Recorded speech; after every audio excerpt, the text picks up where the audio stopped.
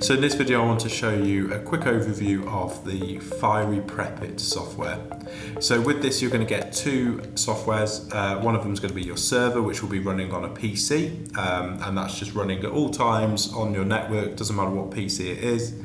Then we have our Fiery Prep-It client that can be on either a Mac or a PC, and we can have two of those running at the same time, but you can install it on as many computers as you want within your network. So I've got the server running already on this computer, and then I'm going to open up my Fiery Prep-It, and this is what it looks like. So really basic looking software, really nice and easy to navigate. So first of all, I'm going to just do a standard job with no automation, then we're going to ramp it up and add a bit of automation in there as well. So I'm going to go to import, I'm going to choose my jobs. So these are just standard PDFs with no cut lines on them. Then I can select an automation for them all, which I'm not doing at the moment. I can put a customer, an order ID, date and time, which we can actually sort the jobs by later. And then I can actually set a quantity for them all. Obviously, if they're all selected, we can put the same quantity for all of them. So let's say I want 100 of these ones, and I want to have 5 of those ones. Then we can put, do we want to print double-sided, single-sided? Are we going to be nesting them? How are we going to be nesting them as well? So if I go to OK,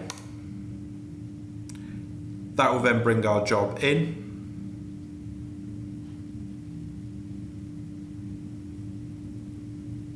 And you can see that it's going straight to this amber warning light. Now all that means is that we need to do something to this file. We haven't added an automation that's going to do it automatically, so we need to do that manually. So I'm going to open up my job by double clicking it, and then we get our original layer. This is all of our editing sort of side of the software.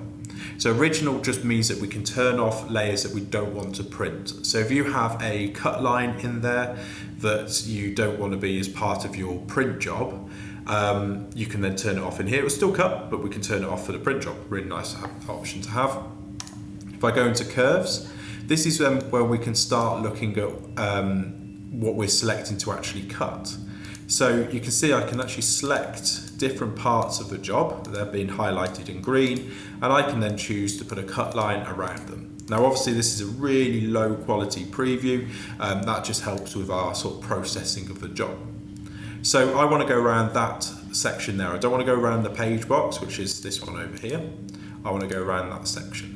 So then I can choose one of my predetermined media layers that I have set up. So for my cutter, I want to use the spot color cut to inform the cutter that it's going to be cutting all the way through.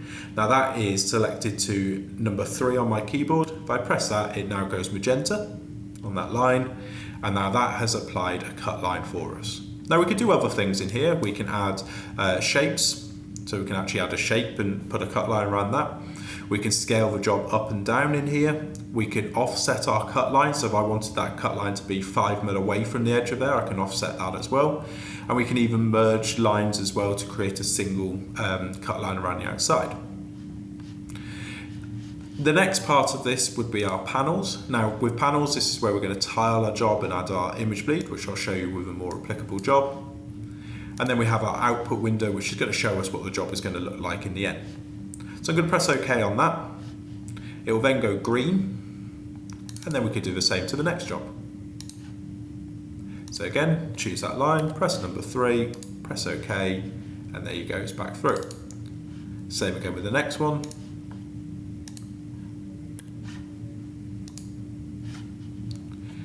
And then with my last one. Now this, if I wanted to, I could use the page box. So let's go trim box. I'm going to click on the little dial there. There you go, and I'm going to go number 3. And I can automate any of these things that I'm doing. So I'm going to press OK.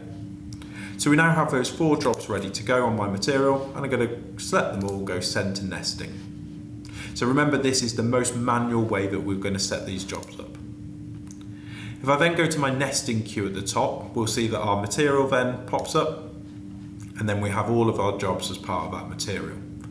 Now, if I'm happy to go, which I am, I'm going to double click on my material, then that's going to start off my nesting. And there you go. So you can see it's now working those files out, and it's going to then be assigning them. It's also doing true shape nesting, so we can see that it's all those diamond shape labels. It's actually turned those around so that they're square, so we've got more of space on our page. You can see it's now still working that out for us. It's got my reg marks on that, which are predefined to my material. It's got a spacing between my jobs, which is predefined to my material as well. And once it's done, it's going to cut the job down to the size of the available nesting. So we've got 2 pages out of that, and that's the best that it could get for us, which is brilliant. I could also change things if I wanted to, though. So if I go into settings now, I can play around with my distance between my jobs if I wanted to. I can also play around with how I'm going to order the jobs. Now at the moment, it's not grouping them because I don't have an order ID. Now if I wanted to, I can change that. So if I go cancel again. For this one, what I'm going to do is I'm going to go to my settings. I'm going to go to my set job info, and I'm going to add an order ID of this job of number 1. I'm going to add an order ID of this job of number 2.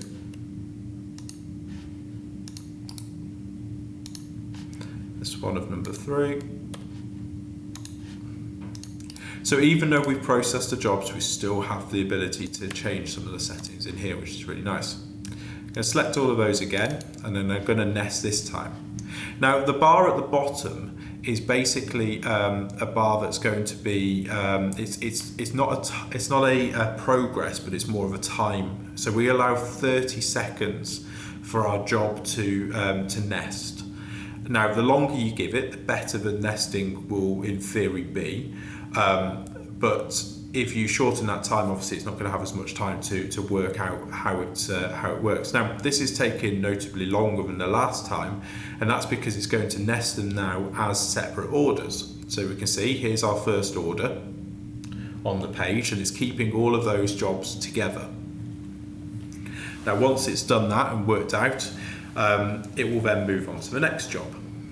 Now the idea behind this is it means that you can have then a production run where you don't have a load of jumbled up jobs that have been nested in the same sheet. It might be easier to have them set up like this.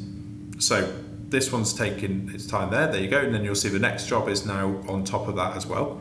Now this is not going to give you the best sort of use of the material, but it is going to mean that everything comes out in the order that you want it to come out. Then our next job.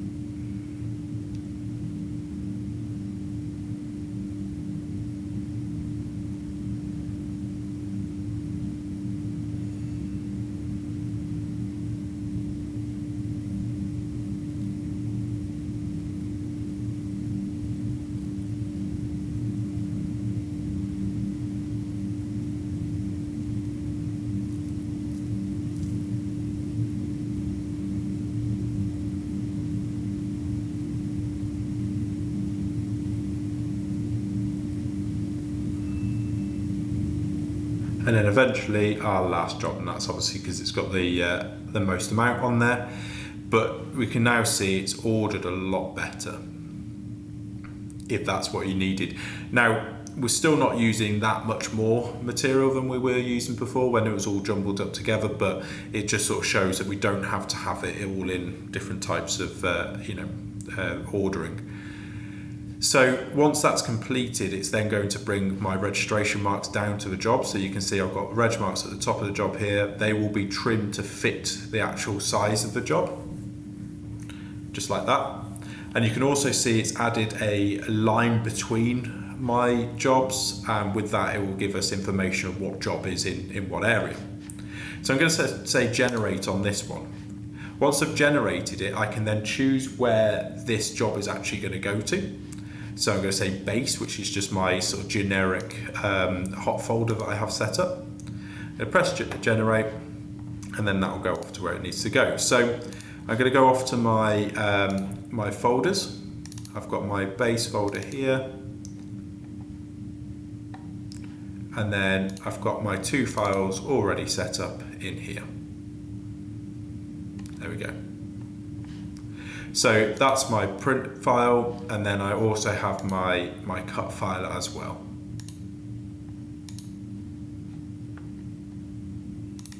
And I have all of my cut files going to the same place.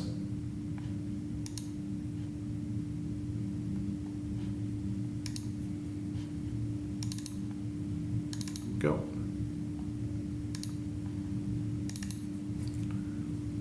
And there's our cut file with the reg marks on, ready to go.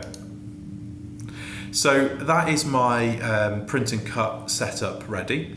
Now that's just a really basic one, like I said, with no automation in there at all.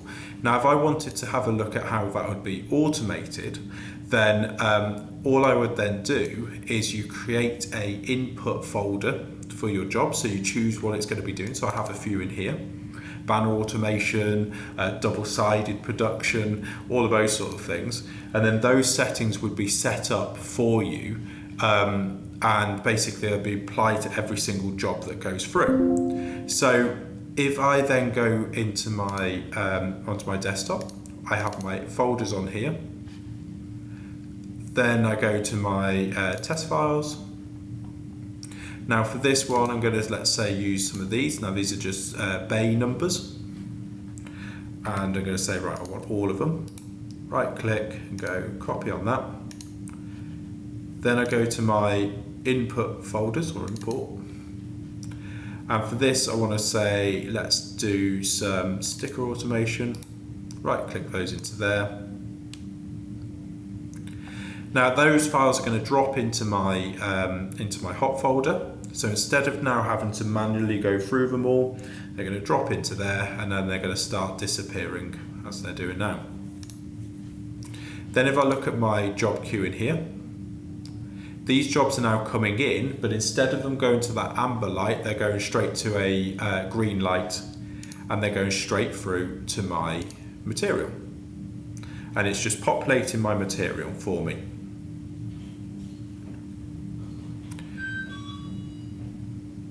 So the jobs are still coming through. We can see that they're processing there. I'm not having to press anything. I'm not having to click anything. Everything else is being done for me.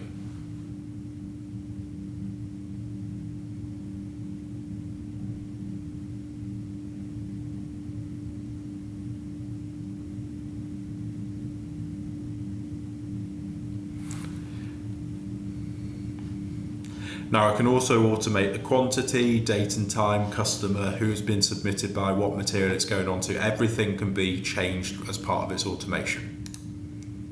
So wait for the last few to come through. They're just disappearing now.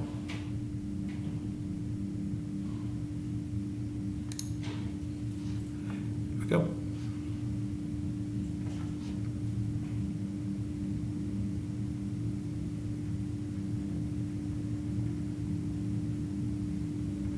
So you can see I've got an automation of 3 on there. Now when I'm ready, I can double click on my material and it will start nesting. You'll see it gives me an area in square meters, and it tells me how many files I've got, which is 19 files, 57 objects because of the copies. Double click on that. Now you'll see, because there's no sorting in this one, no grouping, it's going to do this within those 30 seconds that I've laid out for it. And it will then populate my material. Now the material size on this one is a 1300mm self-adhesive vinyl, and I will then normally set them up 1300mm by whatever length the material is. So it might be at 10 meters or 50 meters, and it will populate as much as needed. Now you could also say that if you've got a cutting table that is 2.5 meters long, you'd set it to 2.5 and it will create you a table worth of jobs. So there you go, there's my full size. So this is by 1300 by 10 meters. It's created with those 2 files, and I can press generate. Now that's done that near enough fully automated. Now I can then send it to whatever hot folder setup I want. So if this is going on to my Canon Colorado, I'm going to click on that, I'm going to press generate. That's now been sent to my Canon Colorado, so it's ready to print. They all go red, they'll all disappear out of there, and there you go, that's done. Now, the other thing to show you is a banner setup. So this is something we use this a lot for, is setting up banners. Now, these aren't going to be necessarily nested, but they will be tiled. So I'm going to show this manually first, and then I will show it using the automation. So I'm going to open my file, it's going to go to Amber. Then I'm going to go to my curves and choose the cut line. So again, no cut line on this job, but I'm just going to use let's go for the trim box. There we go, press number 3. Then I'm going to go to my panels. Now this time I'm going to say, right, I want each panel size to have a maximum width of 1220. Now height doesn't matter in this because it's never going to be higher than the actual panel, but I could put 2440 in there if I wanted to. Then we've got bleed. Now bleed is only going to be added to this join here. Now all it's going to do is it's going to print extra on the one side. So if I said I wanted to have 10mm there, you can see it's going to add that 10mm on that edge there. Now if I go to the top of the job, it's not going to add bleed onto the top of the job there. So it's just going to be on where there's extra, there's still artwork, if that makes sense. Now I could also right click and I can edit panels, I can split them into 2, I can change the size of them, I can check the size of them, I can change this line here by just moving it across if I wanted to. I can add eyelets in here, so if I go to my eyelet tool I can say top, bottom, left or right and all of them. I can set distances and I can go to my type. I can add stroke or I can add a cross or either one of them. I can change the width, the colour, and I can press OK. Then you'll see on my job there, now I've got my eyelet holes as well. If I then go to output, you'll see that I can scroll through my panels and I can see how they're looking with the bleed in place as well on both sides of that panel. If I press OK, that will now complete the job for me, and now you'll see at the bottom it says generate files instead of send to nesting. If I click on that, I can send it straight to my Canon Colorado, for example. And then if I go to my network, into my Canon Colorado. So what will be happening now is that file will be now processing through to my hot folder. So this is where it actually does the sort of the setup of the file, or the processing is when you press go.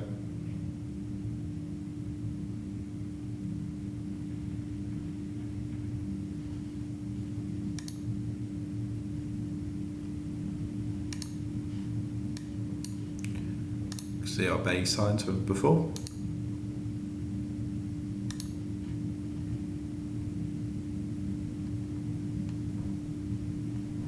And here they are.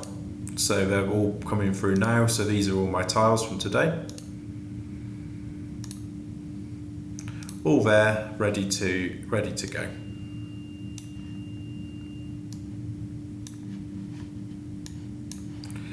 And again, my cut files are all going to be there as well. So they're all in this folder here. There they all are.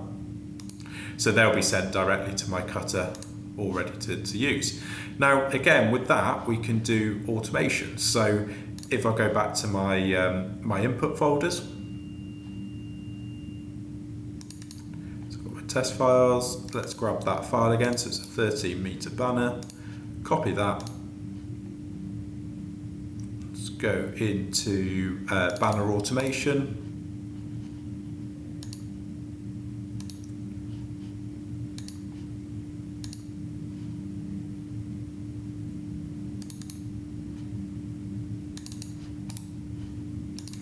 Banner automation, and then paste it in there.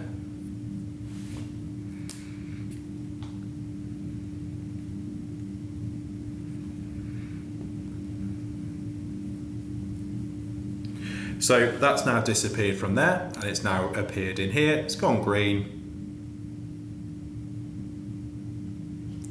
And that file's just going to disappear. So it's not going to pop up in here, it's just going to disappear. Now if I go into my outputs on here and look at my banner automation folder, so print output, banner automation, you'll see that it starts to populate here. So these ones at the bottom here. So again, without me doing anything, these files have now come through to my folder, ready to go. So I can see them again. They've got the right barcodes on, they've got the right cut files, the right eyelet holes, all there, ready to be used. And that's with literally just myself just dropping it into a folder. Now obviously that's going to be using the same paneling setup, so we've got a set size of that, so I've sold it to be a certain size, 8x4 probably, but it's great for things like wallpapers or hoarding panels or all that sort of thing. So that shows where the automation comes into it, that shows where your manual setup sort of comes into it as well. And obviously we can do loads more with this, with stickers, with the true shape nesting, but that gives you a bit of a run through of what Fiery Prep It can sort of do for you straight out of the box. So if you have any questions, feel free to send them over to us, and we'll be happy to answer them for you.